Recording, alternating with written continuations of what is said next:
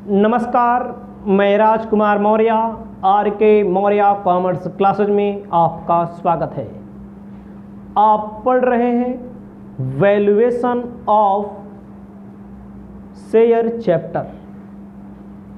Valuation of share chapter में पहला number question, दूसरा और तीसरा बताने के बाद चौथा नंबर क्वेश्चन हम पहुंच चुके हैं।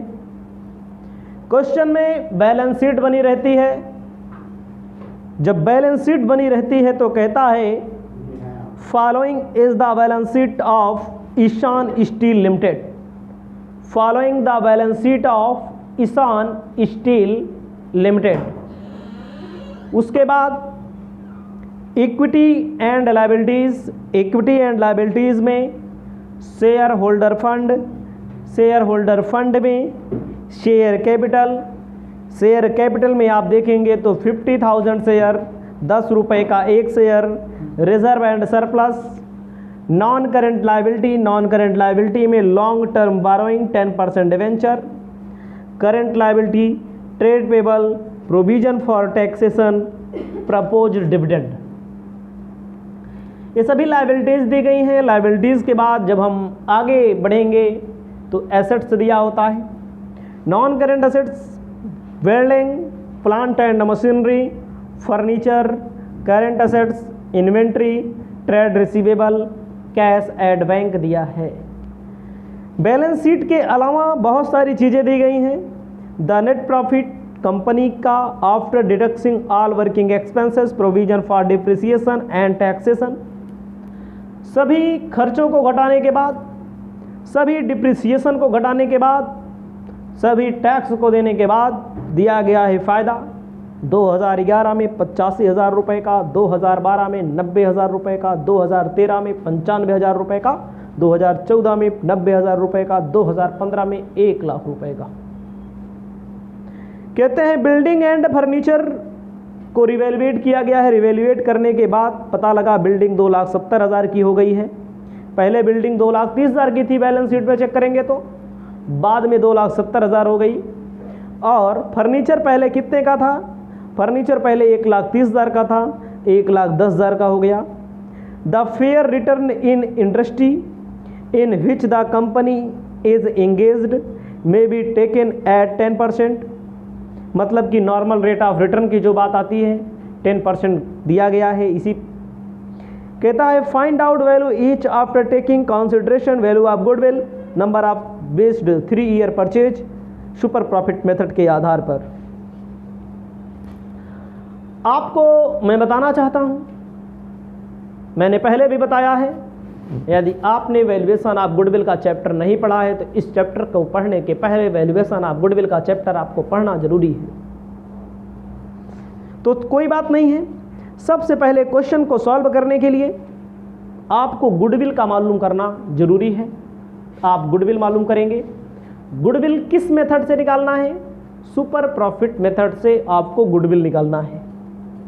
आपको बताना चाहते हैं, आप अपनी कॉपी में सबसे पहले लिखेंगे calculation of goodwill. Calculation of goodwill के लिए आपको फॉर्मूला सबसे पहले लिखना पड़ेगा। फॉर्मूला हम आपको लिख कर बताते हैं। लिखिए value of goodwill equal to, value of goodwill equal to super profit का मेथड लगेगा, super profit into number of year purchase. आपको यहां पर दिख नहीं रहा है, माफी चाहेंगे। दिख नहीं रहा था तो कैमरा थोड़ा इधर उधर करना पड़ा। Value of goodwill equal to super profit into number of year purchase, ये हमारा फॉर्मूला है। सुपर प्रॉफिट कहां से आता है?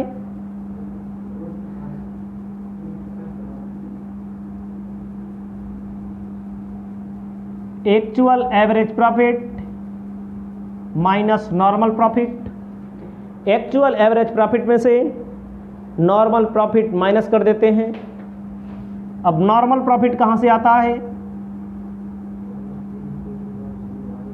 Capital employed into normal rate of return upon 100, ये हमारा फॉर्मूला होता है। आपको सबसे पहले क्या निकालना पड़ता है, सूत्र फार्मूला आप लिख लेंगे तो actual average profit, calculation of, चाहे एक्चुअल एवरेज प्रॉफिट कहिए चाहे एडजस्टेड एवरेज प्रॉफिट कहिए। इसके लिए मेरे भाई सभी प्रॉफिट को ऐड कर लेते हैं, नंबर ऑफ ईयर से डिवाइड कर देते हैं। फ़ायदा दिया है 85, 90, 95, 90, 1 लाख। 85,000, 90,000, 95,000, 90,000, 1 लाख। ध्यान दीजिएगा हमारी बातों को, इन सबको ऐड कर लीजिए। 5 ईयर का प्रॉफिट दिया है, 5 से भाग दे दीजिए तो आपका एवरेज प्रॉफिट जो निकल के आ जाएगा, सबको ऐड करेंगे तो आपका आ जाएगा 4,60,000। 5 से डिवाइड कर दीजिए तो आपका आ जाएगा 92,000। 92,000 आप इसे अपनी कॉपी में लिख लेंगे। आपका क्या आया, एक्चुअल एवरेज प्रॉफिट 92,000। ये आपका सिस्टम हो गया। अब अपने सिस्टम को जब आप आगे बढ़ाएंगे, अगले स्टेप पर बढ़ेंगे, तो आपका अगले स्टेप होगा, भैया हमको नॉर्मल प्रॉफिट चाहिए। तो नॉर्मल प्रॉफिट दिया है कहीं पर, नहीं दिया, तो कैसे निकालना पड़ेगा, कैपिटल एम्प्लॉयड निकालना पड़ेगा। अब आपको अपनी कॉपी में लिखना है कैलकुलेशन ऑफ कैपिटल एम्प्लॉयड।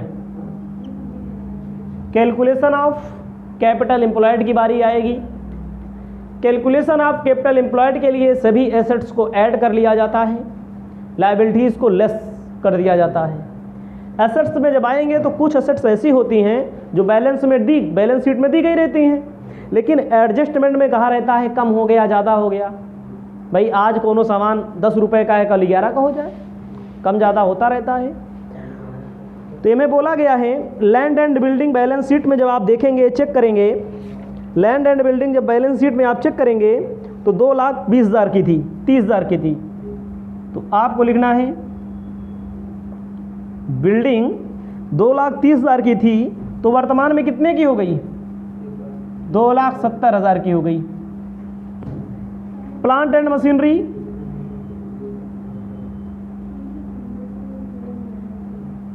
पहले कितने की थी, 3,70,000 की थी, अभी भी 3,70,000 की। जिसमें परिवर्तन नहीं हुआ उसको परिवर्तित नहीं करना है। प्लांट एंड मशीनरी के बाद फर्नीचर कितने का है भैया, 1,30,000 का था, भविष्य में देखो बाहर बोल दिया अब 1,10,000 का हो गया एडजस्टमेंट में। उसके बाद बात आती है इन्वेंट्री की। इन्वेंट्री 1,80,000, 1,80,000 आपको लिख देना है। इन्वेंट्री के बाद आपको ध्यान देना है ट्रेड रिसीवेबल कितने का,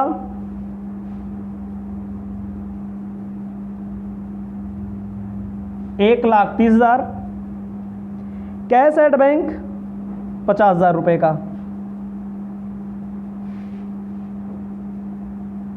हमारी बातों को गौर से ध्यान देना पड़ेगा आपको।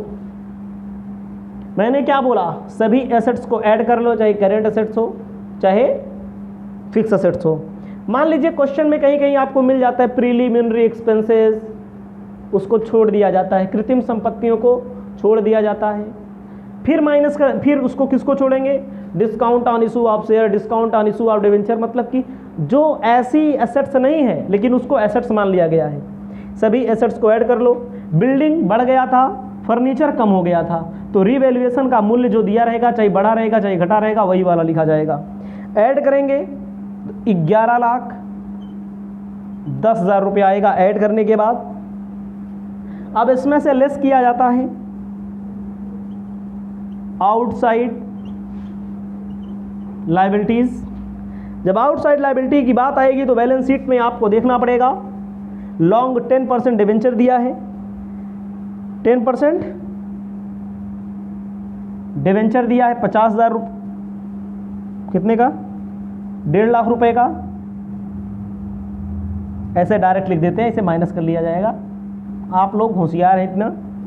उसके बाद प्रोविजन फॉर टैक्स है, ट्रेड पेबल है,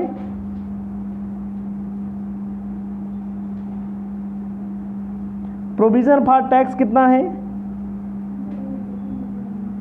50,000 रुपया है।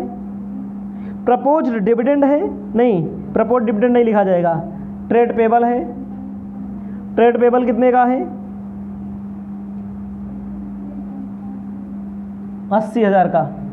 ध्यान दीजिएगा मेरे भाई, आप सभी स्टूडेंट जो भी वीडियो को देखेंगे, हमारी जो भी क्लास को देखेंगे, हमारी आउटसाइड लायबिलिटी में 10% डिवेंचर आएगा, प्रोविजन फॉर टैक्स आएगा, और क्या होगा, ट्रेड पेबल आता है, यही सब सारी चीज़ें आती हैं। तो आप 1,50,000, 80,000, 50,000, 2,80,000 माइनस कर देंगे, ये सब मिला करके 2,80,000 आएगा।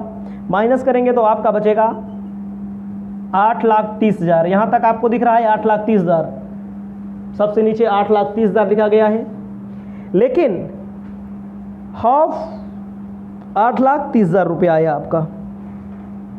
ठीक है, थोड़ा आगे चलते हैं। ये हमारा आएगा कैपिटल एम्प्लॉयड। क्या आया, कैपिटल एम्प्लॉयड आया। अब आपको लिखना है, मतलब नीचे तो जगह नहीं हमारे में, आपको इसी के नीचे लिख लेना है, बगल में भी लिख लेना है। Capital employed 8,30,000। इसमें से एक 1/2 लेस किया जाता है, 1/2 of current year profit. Capital employed निकालते समय, गुडविल के लिए जब कैपिटल एम्प्लॉयड निकालते हैं हम, करेंट ईयर का फ़ायदा इनमें से कौन सा माना जाता है, बहुत सारे स्टूडेंट समझ नहीं पाते हैं। करेंट ईयर का मतलब ये पहले साल का है, फिर इसके मतलब जो लास्ट में होता है वही करेंट ईयर का फ़ायदा होता है। 1 लाख लास्ट में है, 1 लाख का आधा 7,80,000 को बोला जाएगा क्या, एवरेज कैपिटल एम्प्लॉयड। क्या बच्चा, average capital employed, average capital employed. अब आपको क्या निकालना है, नॉर्मल प्रॉफिट। कैपिटल एम्प्लॉयड हमारा आ गया 7,80,000 पर क्या परसेंट बोला भाई, मेरे भाई क्या परसेंट बोला है नॉर्मल रेट ऑफ रिटर्न, 10%। आपका हो जाएगा 78,000। आपको लिखना है सुपर प्रॉफिट कैसे आएगा, 92,000 हमारा था ना, 92,000 हमारा था actual average profit. Normal profit हमारा 78,000 आया। हमारा आंसर कितना आएगा बच्चा, 14,000 रुपया हमारा क्या आ जाएगा, super profit. Goodwill 14,000। Number of year purchase कितना है, नंबर ऑफ ईयर परचेज 3 है, 14 तिरिक 42,000 आपका गुडविल आ गया। समझो, जो स्टूडेंट डायरेक्ट आ जाएंगे पढ़ने में, जैसा कि मैं बार बार बोलता हूँ गुडविल वाला पहले पढ़ो, तो उनको क्या समझ में आएगा, थोड़ा कम समझ में आएगा उनको। तो मैंने इसको बहुत सारा क्वेश्चन मैंने पीछे भी बताया है, पिछले वाले चैप्टर में भी। तो ये आपका प्रोसेस हुआ गुडविल निकालने का।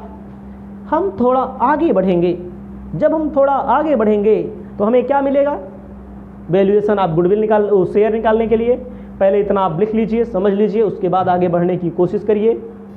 आपको बताना चाहते हैं अब निकलेगा calculation of value of share. तो आपको वैल्यू ऑफ शेयर ये तो हो गया, इसको भी मिटाना हमें था, इसको मैंने हटाया नहीं, इसको हटा देते हैं। जाओ भैया, इनका काम हो गया है। अब आपको लिखना है value of share equal to, formula क्या होता है, net assets number of share, इसको तो आप जानते ही हैं, फॉर्मूला बहुत लिखा आपने। अब आपको क्या करना है, नेट असेट्स मालूम करना है। Calculation of net assets. Net assets का मतलब सभी एसेट्स को ऐड कर लिया जाए और लायबिलिटीज़ को क्या कर दिया जाए, माइनस कर दिया जाए। एसेट्स में हमें गुडविल की आवश्यकता, हमें सबसे पहले देखो बैलेंस शीट में आप चेक करेंगे तो बैलेंस शीट में आपको क्या मिलेगा, बिल्डिंग मिला 2,30,000 की। अब कितने की हो गई थी, 2,70,000 की। अभी आप सोच रहे होंगे अभी तो पीछे लिखा गया है, बिल्कुल लिखा गया है। प्लांट एंड मशीनरी में कोई परिवर्तन नहीं, 3,70,000 रुपए का। उसके बाद फर्नीचर 1,10,000 का, मतलब कम हो गया है, पहले 1,30,000 का था। देखो भैया पहले गुडविल नहीं था, अब क्या आ गया, गुडविल कितना गया, हम लोगों ने निकाला है जो गुडविल, हम लोगों ने गुडविल को कैलकुलेट किया है। उसके बाद आपको ध्यान देना है, इन्वेंट्री 1,80,000,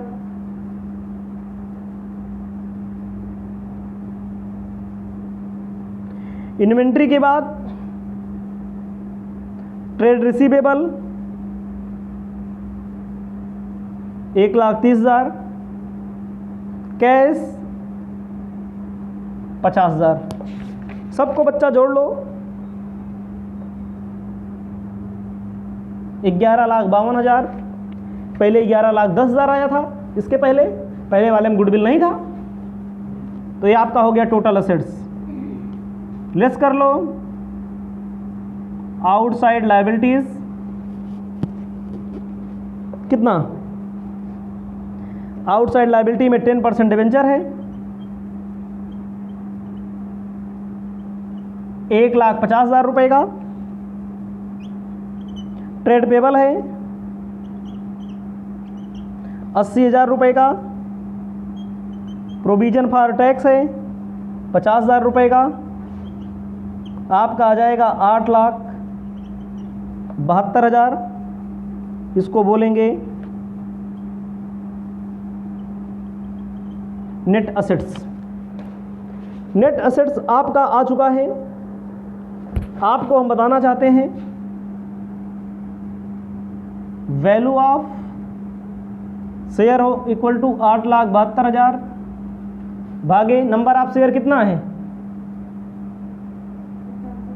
50,000, भाग दे दीजिए 17 रुपया 44 पैसा। आपका उत्तर आ जाएगा 17 रुपया 44 पैसा पर शेयर, आपका आंसर आ जाएगा। इसी के साथ ये क्वेश्चन समाप्त होता है। इसके बाद आपको पढ़ना है 5वां नंबर क्वेश्चन।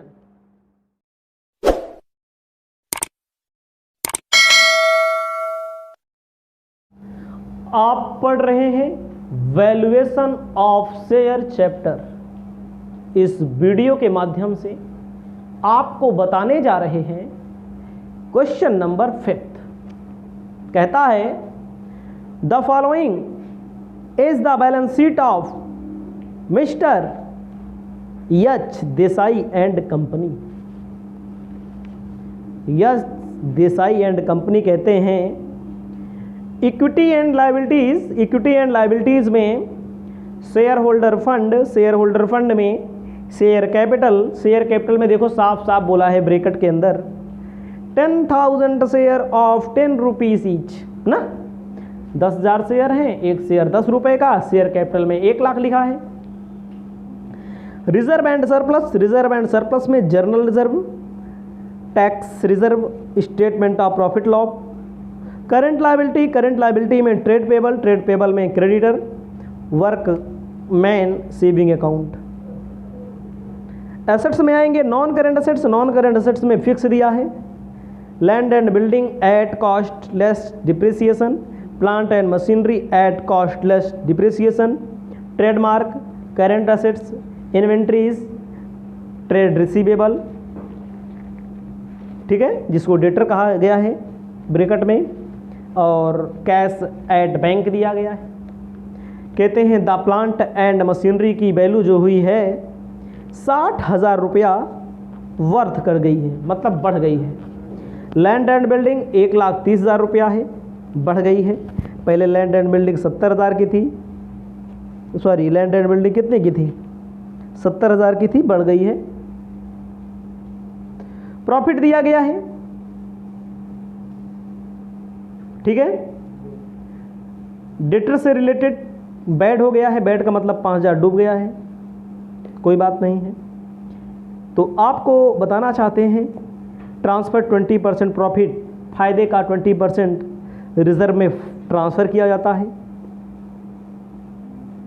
उसके बाद आपको इसमें क्या करना है, उसके बाद इसमें आपको करना है find out value of share, value of share मालूम करना है। गुडविल कंपनी में भी taken 1 lakh rupees, goodwill 1 lakh rupees की है। मार्केट वैल्यू यील्ड करना, जो कमाई होती है 12% है। कोई दिक्कत नहीं, क्वेश्चन सॉल्व करके बताते हैं। आपको लिखना है सबसे पहले फॉर्मूला वैल्यू ऑफ शेयर बराबर शेयर इक्वल टू, ठीक है, net assets upon number of share. सभी एसेट्स को आपको ऐड करना है, जैसे लैंड एंड बिल्डिंग दिया गया है। देखो भैया, लैंड एंड बिल्डिंग पहले 70,000 की थी, समझ गए, अब कितने की हो गई, 60,000 बढ़ गई, सॉरी अब 1,30,000 की हो गई। नया मूल्य लिखिए, सभी संपत्ति को जोड़ लीजिए। Land and building 1,30,000। Plant and machinery की नई प्राइस आ गई, बाहर दिया है बैलेंस शीट के, पहले 70 की थी, 60 आ गई। उसके बाद दिया है ट्रेडमार्क 20,000, लिख दीजिए।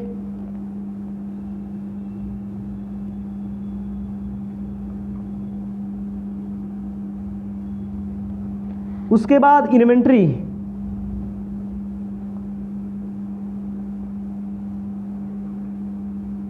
20,000 दिया है। डेटर ट्रेड रिसीवेबल चाहे लिखिए चाहे डेटर लिखिए 48,000। क्वेश्चन में बोला है 5,000 कम हो गया, बैड हो गया। बैड का मतलब डूब गया, डूब का मतलब कौनों लेके भाग गए ना, कौनों बेईमानी कर गए। तो कितना बचा 43,000 रुपया। उसके बाद बच्चा आगे चलते हैं, cash at bank 25,000।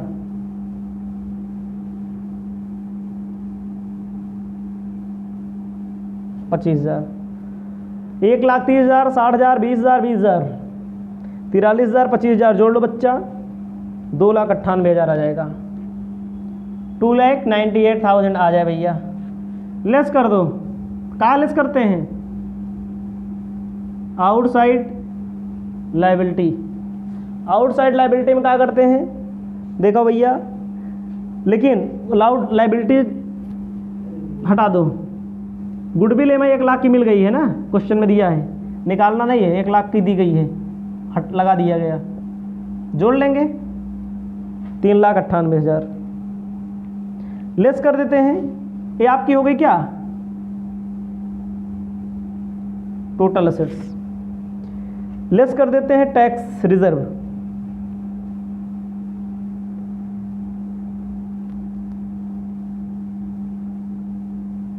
Tax reserve, tax reserve कर रहे हैं 20,000। Workman saving account, saving account 20,000। Trade payable 40,000। Minus कर लेंगे 3,18,000। सभी संपत्तियों को जोड़ लो भाई, नया मूल्य आया तो नया वाला मूल्य रखो, ठीक है। बैड डेप्ट 5,000 है, माइनस कर दो इसको यहीं पर। गुडविल नहीं आई है, इसमें बोला है गुडविल, देखो गुडविल द कंपनी में बी टेकन 1 लाख रुपए। टैक्स का रिजर्व है, आउटसाइड पैसा जाना है सरकार के यहाँ। वर्कमैन सेविंग अकाउंट मतलब कि कर्मचारियों को जाना है। ट्रेड पेबल जाना है जहाँ सुधार उधार खरीदा गया होगा। नेट असेट्स भाई लोग आपका आ चुका है 3,18,000, लिखना है आपको। वैल्यू ऑफ पर शेयर, आपका नेट असेट्स कितना है 3,18,000। कितने संख्या थी भैया, अंशों की संख्या बैलेंस शीट में दे रही थी, है कितना है 10,000। 31 रुपया 80 पैसा पर शेयर का मूल्य आ गया। क्वेश्चन समाप्त हो गया है। इसको आप अपनी कॉपी में लिख सकते हैं। अब जो अगला क्वेश्चन मिलेगा मेथड यही रहेगा, लेकिन कैलकुलेशन करने का तरीका थोड़ा बदल जाएगा। इसको पहले आप लोग लिख लेंगे, फिर अगले क्वेश्चन में हम चलेंगे। इसको पहले आप